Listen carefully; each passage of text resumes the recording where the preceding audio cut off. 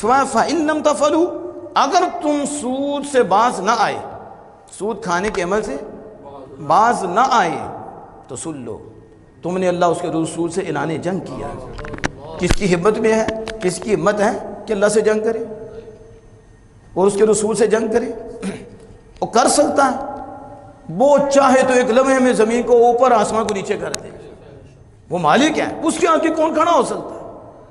لیکن یہ سود کھانے والے کی مذمت میں کتنی بڑی آیت ہے کہ اللہ پاک کتنی بڑی دھمکی ہے کہ جو سود کھاتا ہے وہ رب سے جنگ کرتا ہے۔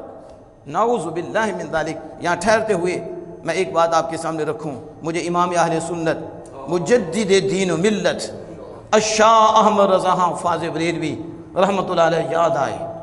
آپ فرماتے ہیں اللہ پاک فرماتا ہے کہ جو سود کھاتا ہے وہ اللہ اس کے رسول سے اعلان جنگ کرتا ہے۔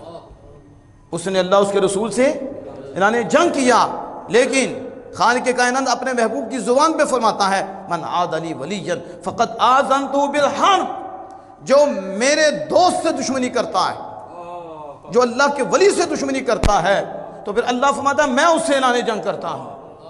ایک ہے بندے کا اعلان جنگ کرنا، ایک ہے خالق کائنات کا کرنا۔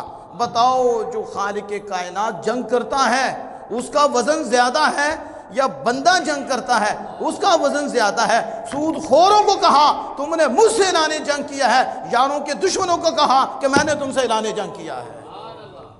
اب کسی کمینے کو ولی کی شان سمجھنا آئے تو اس کی بدبختی ہے، اس کی اندر کی تباہی ہے۔ تم تو خوش قسمت ہو، تمہیں خدا کے ہر یار سے پیار ہے، اور یہ اللہ عز و جل کا سب پہ فضل و کرم ہے کہ جس کے دل میں اللہ نے اپنے یاروں کی محبت رکھ دی ہے۔ داتا ہیں تو ہمارے ہیں، خواجہ ہیں تو ہمارے ہیں، غوث جلی ہیں تو ہمارے ہیں، امام علی ہیں تو ہمارے ہیں، غوث اعظم ہمارے ہیں اور ہمارے ان پہ گزارے ہیں۔ یہ سارے اللہ کے ولی ہیں۔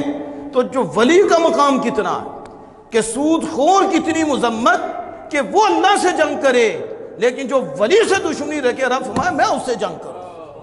اب بھی کمینوں کو سمجھ نہیں آتی کہ رب کے ہاں رب کے یار کا مقام کیا ہے اور ولی کا مقام کیا ہے۔